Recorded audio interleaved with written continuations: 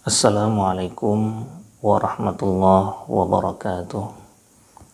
Hamdan syukran lillah, salatan wa salaman ala rasulillah wa ala alihi wa ashabihi wa mawalah, amma ba'd. Hadirin yang dirahmati Allah, kita lanjutkan kajian fikih zakat kita. Kali ini kita akan membahas tentang orang-orang yang diwajibkan mengeluarkan zakat. Wa tajibu ala kulli muslimin walau ghaira mukallafin fa'ala al-waliyyi ikhrajuha min malihi. Nah, ini adalah berisi penjelasan tentang syarat-syarat orang yang diwajibkan mengeluarkan zakat. Dalam hal ini adalah zakat harta yang meliputi emas dan perak, binatang ternak yaitu unta, sapi, dan kambing, makanan pokok, kurma, dan anggur. Wa bada'a bi bayani syuruti man tajibu alaihi zakatun naqdain. Dan penjelasan tentang syarat-syarat orang yang diwajibkan mengeluarkan zakat ini akan dimulai dengan penjelasan tentang syarat-syarat orang yang diwajibkan mengeluarkan zakat emas dan perak. Kenapa demikian? Karena emas dan perak itu adalah harta yang paling baik dari segi fungsinya. Ya, karena kehidupan dunia ini seluruhnya bergantung terhadap emas dan perak. Kenapa demikian? Karena kebutuhan manusia sangat banyak dan semuanya itu bisa dipenuhi dengan emas dan perak. Berbeda dengan harta-harta lainnya selain emas dan perak, seperti hewan ternak, baik itu unta, sapi, kambing, makanan pokok, kurma, dan anggur.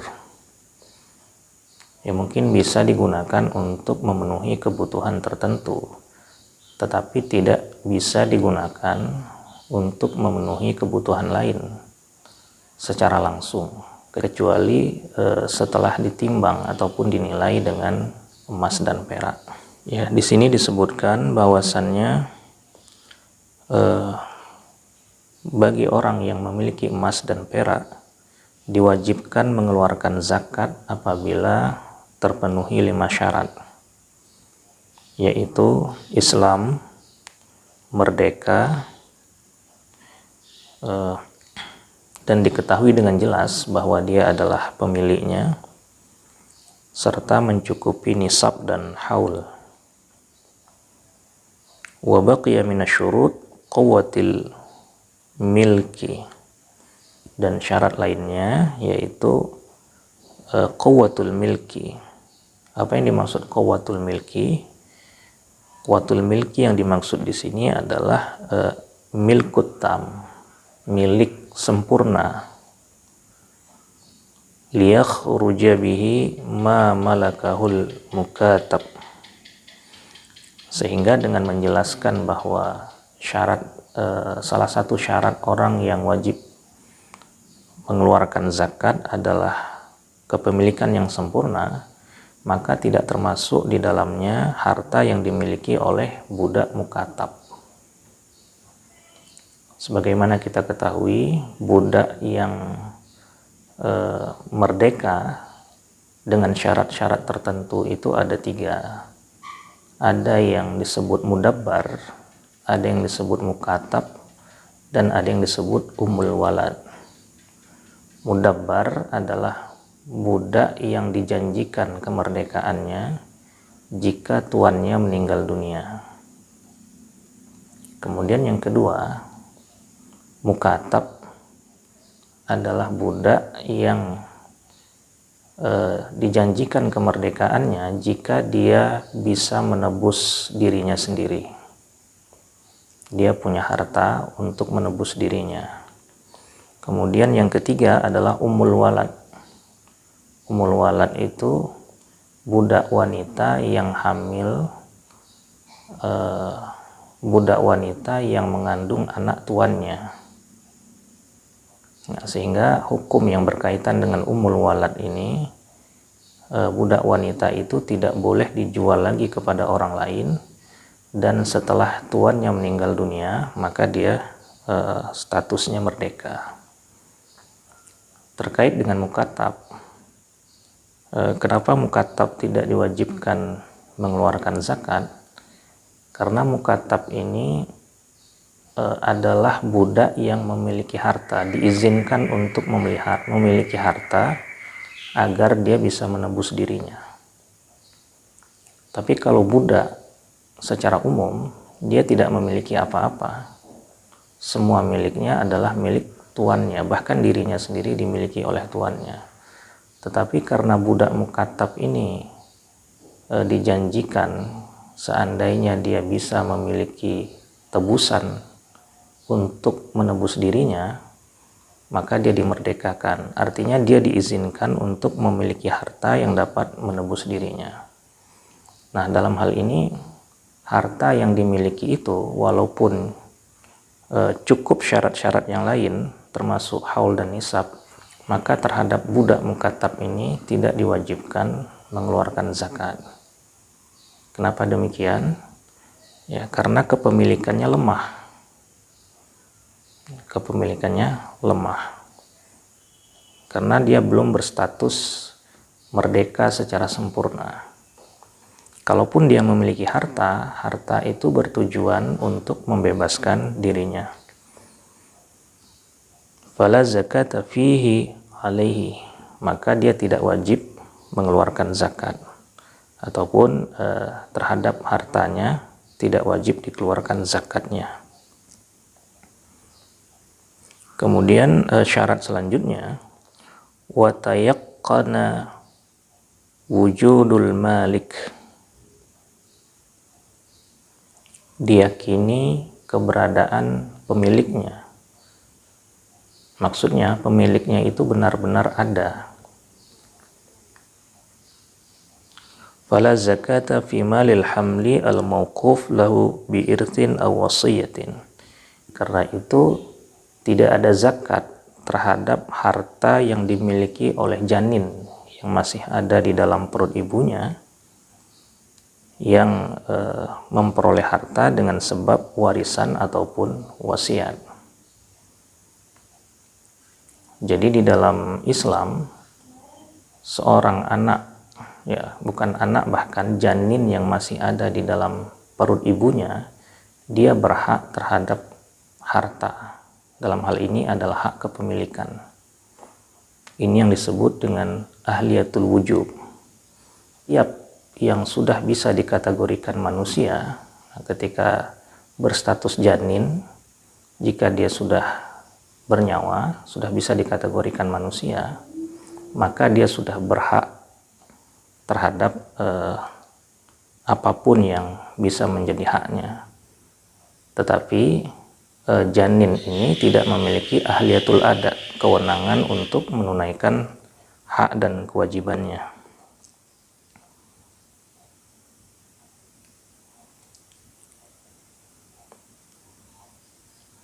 Li'adami thiqati bihayati. Kenapa janin tidak wajib mengeluarkan zakatnya?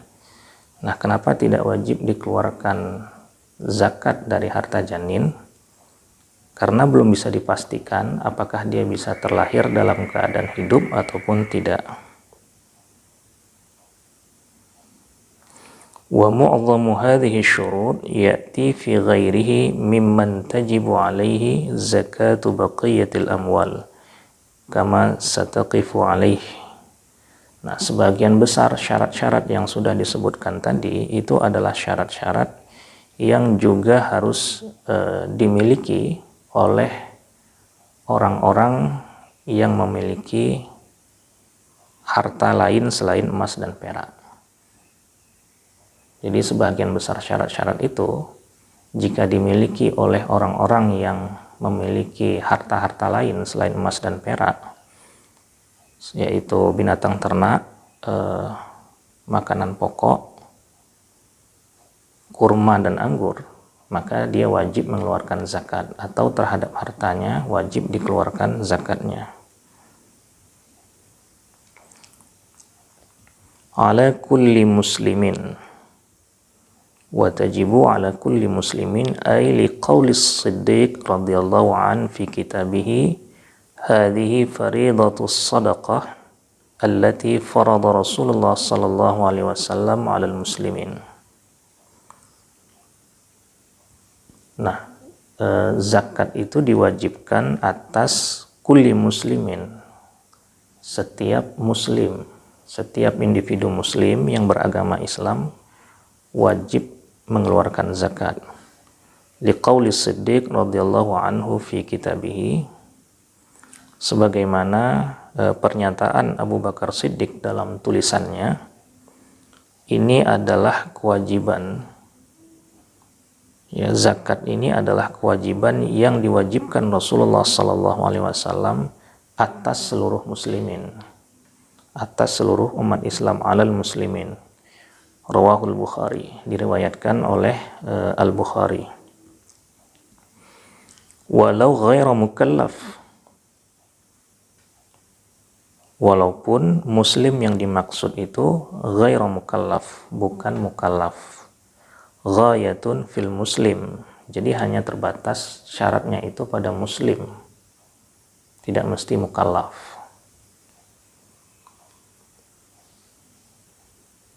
Wa huwa as-sabi wal majnun, yang dimaksud dengan ghairul mukallaf, muslim yang tidak mukallaf di sini adalah anak-anak dan orang gila. Jadi mukallaf itu adalah mukallaf itu sebagaimana kita ketahui adalah orang yang layak dibebani taklif, itu disebut dengan mukallaf. Dan mukallaf ini memiliki kategori, jadi tidak semua orang bisa dikategorikan mukallaf. Yang pertama, orang itu mampu memahami dalil-dalil hukum baik secara mandiri ataupun dengan bantuan orang lain. Nah, dalam hal ini juga dibutuhkan akal. Jadi pada pengertian yang pertama ini, mampu memahami dalil-dalil hukum secara tidak langsung juga mewajibkan bahwa pada kategori mukallaf orang tersebut memiliki akal, dan akal yang dimaksud adalah akal yang sempurna. Apa ukuran sempurnanya? Di dalam fikih, ukuran sempurnanya akal seseorang itu adalah baligh. Jadi kalau laki-laki dia sudah bermimpi, kalau perempuan dia sudah haid, maka orang ini dikategorikan baligh. Kemudian kategori mukallaf yang kedua adalah dia mempunyai ahliyatul ada. Apa itu ahliyatul ada? Ahliyatul ada itu adalah kecakapan bertindak secara hukum. Jadi dia bisa bertindak secara hukum, bukan sekedar mengetahui dalil bahwa sesuatu itu wajib, tetapi juga dia memiliki kecakapan bertindak secara hukum. Nah, terkait dengan harta, maka ahliyatul ada di sini yang dimaksud adalah rushdun. Orang itu memiliki kecakapan ataupun kemampuan untuk mengendalikan dan membelanjakan hartanya. Nah, karena itu anak-anak yang memiliki harta, pengendalian harta itu atau bagaimana memanfaatkannya ditugaskan kepada walinya. Jadi walinya yang berkewajiban untuk mengatur bagaimana harta itu dimanfaatkan dan dipergunakan.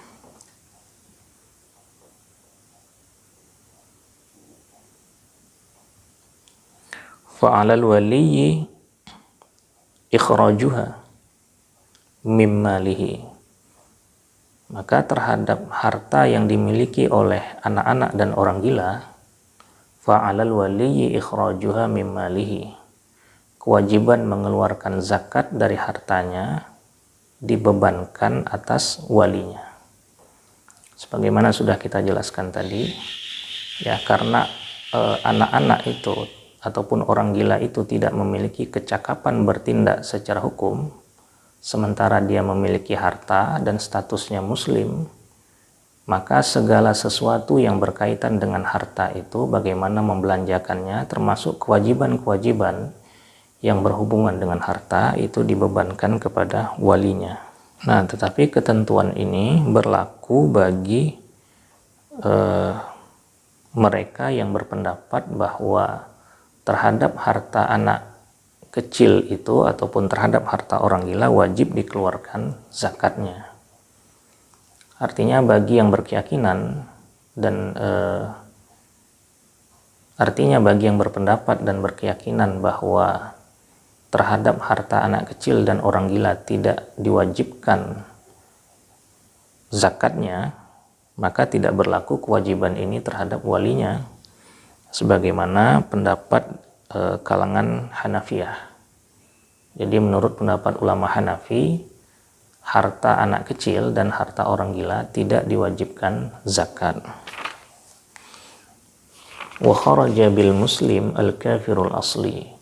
Karena itu bisa difahami juga bahwa zakat itu hanya diwajibkan kepada orang muslim, tidak diwajibkan kepada orang kafir yang asli. Artinya zakat itu sama sekali tidak diwajibkan terhadap orang kafir yang asli. Apa yang dimaksud dengan orang kafir yang asli? Orang kafir yang asli adalah orang kafir yang sudah dalam keadaan kafir sejak dia dilahirkan. Bukan orang Islam kemudian keluar dari Islam menjadi kafir, yang disebut dengan murtad.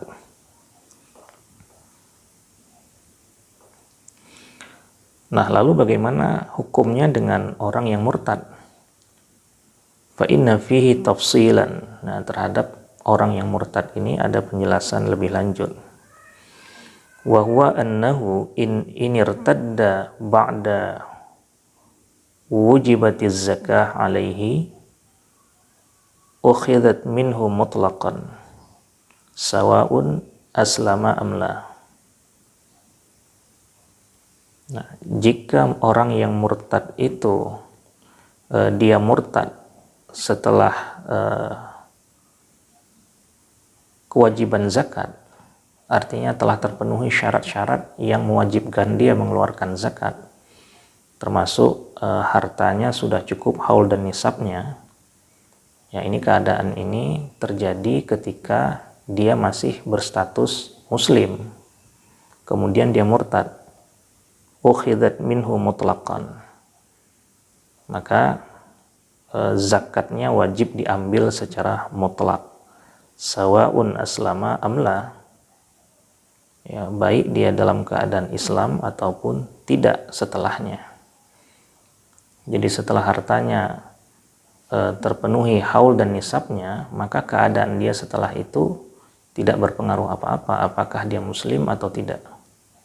Nah, terhadap orang ini wajib diambil zakatnya, ukhidat minhu mutlaqan. Kenapa diambil? Ya, karena dia tidak mungkin diharapkan untuk mengeluarkan zakat.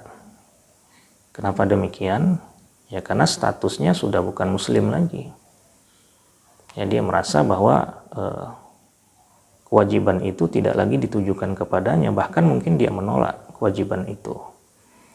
Tetapi dalam Al-Quran, Allah memerintahkan khudh min amwalihim shadaqatan tutahhiruhum wa tuzakkihim biha. Ambillah dari harta-harta mereka itu zakat yang akan mensucikan mereka. Nah, dari perintah khudh kita bisa memahami bahwa perintah mengambil itu mengandung isyarat bahwa harus ada seseorang ataupun sekelompok orang, atau bisa dikatakan badan yang bertugas untuk mengambil harta zakat. Nah, sehingga pada prinsipnya pada zakat ini adalah dijemput, diambil, bukan menunggu. Ya, tetapi kalau sudah ada orang yang mengantarkan dengan sukarela, maka kewajiban untuk mengambil ini menjadi gugur. Kemudian perintah mengambil mengisyaratkan bahwa badan yang ditugaskan untuk mengambil zakat dari harta umat Islam itu harus memiliki data. Kalau tidak, bagaimana dia bisa mengambil zakat dari harta kaum muslimin? Dia harus punya data siapa-siapa saja yang hartanya sudah cukup haul dan nisab. Siapa yang berzakat tahun lalu? Apakah tahun ini hartanya juga memenuhi nisab atau tidak? Termasuk data berapa jumlah umat Islam, siapa yang masih berstatus muslim dan siapa yang sudah tidak muslim lagi, atau dalam hal ini sudah murtad. Nah, kalau diketahui bahwa ada orang yang murtad dan sebelum dia murtad hartanya itu sudah wajib dikeluarkan zakatnya, maka ukhidat minhu mutlaqan, wajib diambil zakat dari harta orang itu. Nah, dalam hal ini tentu yang bisa melakukannya adalah ulil amri, imam ataupun pemerintah, pemimpin yang sah. Kita kembali kepada orang yang kafir asli tadi. Maka terhadap orang yang kafir asli berbeda dengan orang murtad, fala yalzamuhu ikhrajuha. Dia tidak wajib mengeluarkan zakat dari hartanya. Walau ba'dal Islam. Walaupun setelah dia masuk Islam. Maksudnya apa? Dia tidak wajib mengeluarkan zakat terhadap harta yang dia miliki sebelum dia masuk Islam. Dan ini sebenarnya sama dengan kewajiban-kewajiban lain seperti sholat, puasa, dan lain-lain. Setelah dia masuk Islam, maka dia tidak berkewajiban untuk menunaikan ataupun melakukan kewajiban-kewajiban yang tidak dia lakukan ketika dia masih berstatus kafir ataupun non-muslim. Apa dalilnya? Allah berfirman di dalam Al-Quran, Bismillahirrahmanirrahim, Qul lilladzina kafaru in yantahu yaghfir lahum ma qad salaf. Katakanlah terhadap orang-orang kafir, jika mereka berhenti dari kekafirannya, maka akan diampuni dosa-dosa mereka yang telah lalu. Jadi dengan sebab masuk Islam, maka semua dosa-dosanya telah diampuni oleh Allah Subhanahu wa Ta'ala. Karena itu dia tidak wajib mengeluarkan zakat setelah dia masuk Islam.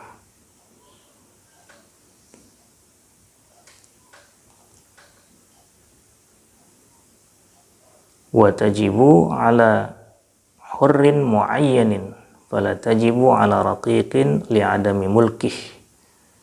Ya, zakat itu di samping diwajibkan kepada setiap individu muslim, juga diwajibkan kepada orang yang merdeka. Jadi muslim kemudian merdeka, fala tajibu ala raqiqin li'adami mulkih.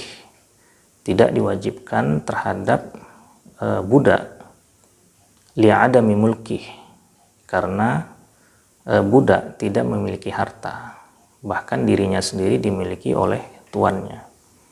Jadi adami mulkih, tidak memiliki harta ataupun tidak memiliki hak kepemilikan, ini adalah sebab ataupun ilat tidak diwajibkannya zakat terhadap budak.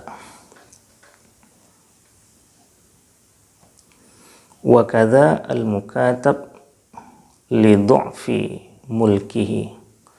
Demikian juga terhadap mukatab karena lemahnya kepemilikannya.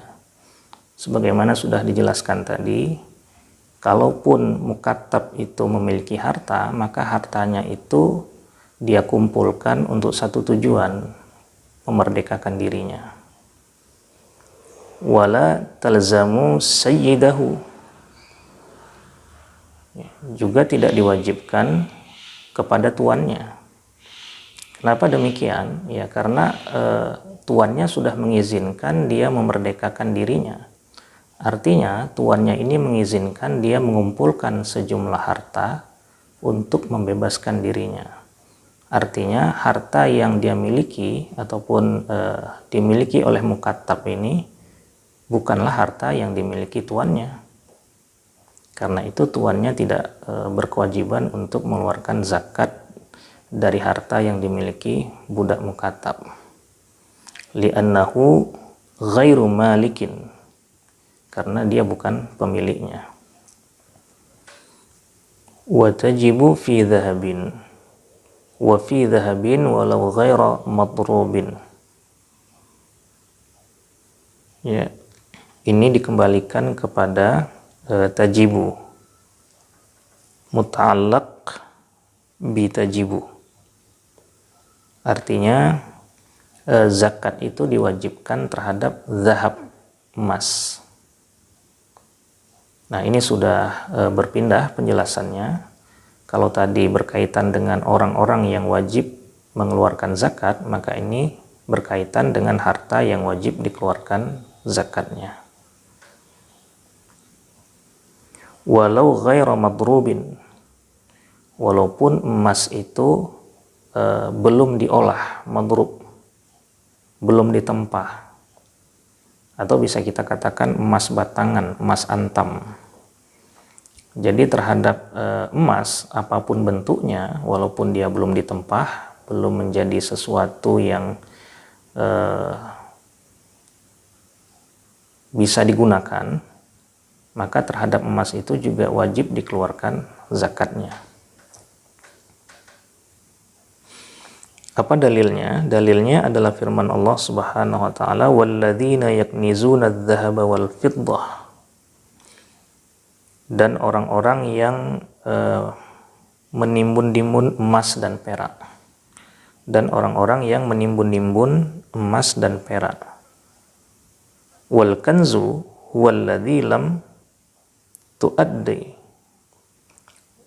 Wal kanzu huwallazi lam tuaddi zakatahu. Ya, al-kanzu di sini harta yang disimpan ataupun harta yang ditimbun itu adalah harta yang tidak dikeluarkan zakatnya. Itu yang dimaksud dengan kanzu.